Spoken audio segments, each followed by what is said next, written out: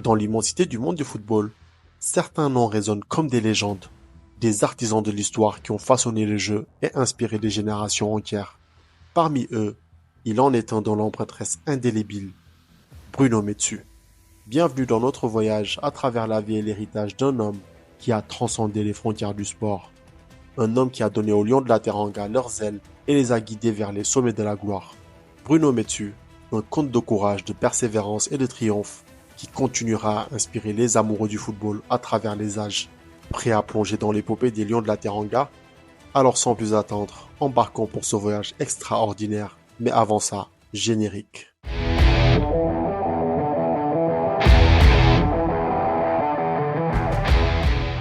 Hello la team, j'espère que vous allez bien, que tout le monde se porte à merveille.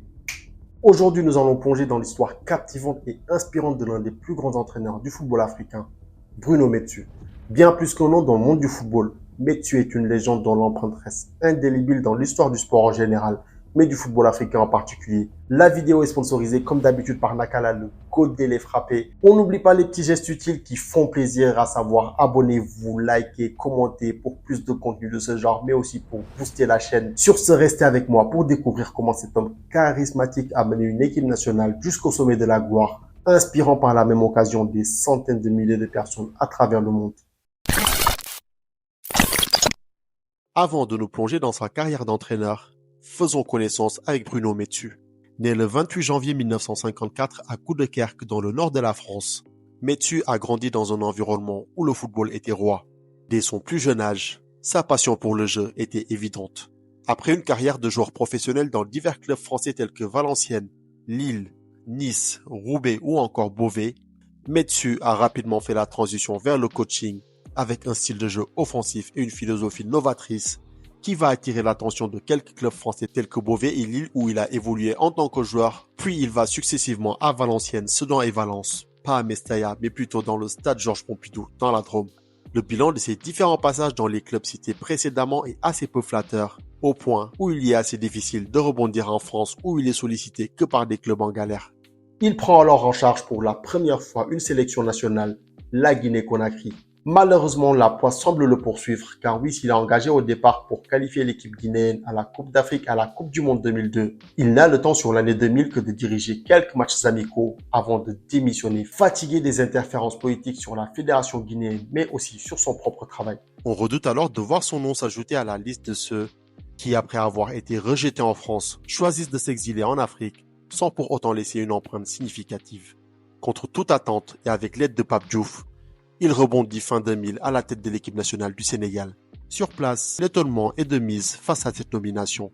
Mais ce qui lui est initialement reproché finit par tourner à son avantage. Car oui, si au début son style décontracté et son apparence cheveux longs, sourire permanent le faisaient passer pour un rigolo, le personnage suscite finalement la sympathie. Cela est bien entendu aidé par de rapides résultats convaincants qui sont attribués outre son travail à un management original, loin du style rigide de son prédécesseur, l'Allemand Peter Schniger. Metsu semble alors trouver au Sénégal un équilibre personnel et professionnel. La suite, on la connaît, Bruno Metsu qualifie le Sénégal pour la Coupe du Monde 2002. Son leadership charismatique et sa vision tactique ont été les clés du succès de l'équipe nationale du Sénégal. Metsu a ainsi conduit le Sénégal à un parcours mémorable, atteignant ainsi les quarts de finale de la Coupe du Monde, battant même la France, championne en titre, en match d'ouverture. Une surprise monumentale, un séisme en France et une immense fierté pour le Sénégal.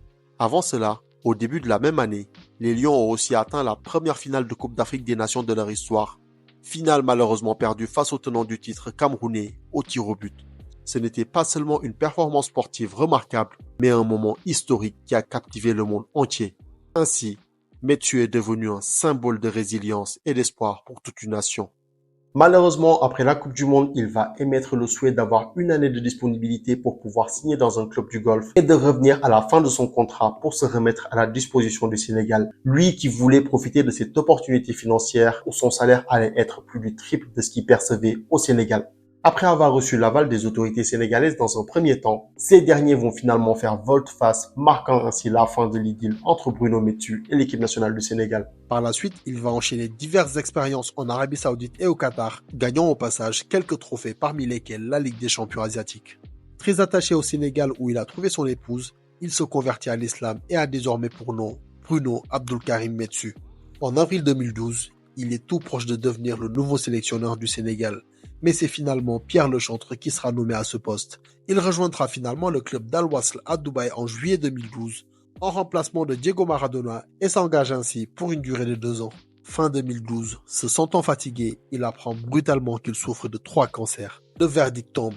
On lui donne alors 3 mois à vivre. Dans un premier temps et avec les premiers traitements, la maladie se stabilise et Metsu profite donc de quelques accalmies pour revenir dans le nord, où il meurt dans sa ville natale le 15 octobre 2013 à l'âge de 59 ans. Converti à l'islam en 2006 et selon sa volonté, son corps sera inhumé au cimetière musulman de Yoff au Sénégal. Son décès a été une perte immense pour le monde du football, mais son héritage perdure à travers les nombreux joueurs et entraîneurs qu'il a inspirés. Voilà donc le récit de l'histoire de Bruno Metsu, un homme dont le nom restera à jamais gravé dans les annales du football africain et mondial. Si vous avez apprécié cette vidéo, n'oubliez pas de laisser un pouce bleu, de vous abonner à la chaîne et de partager vos réflexions dans les commentaires. J'en profite encore une fois pour remercier mon sponsor Nakala. Sur ce, moi je vous passe le salam. Prenez soin de vous. One love.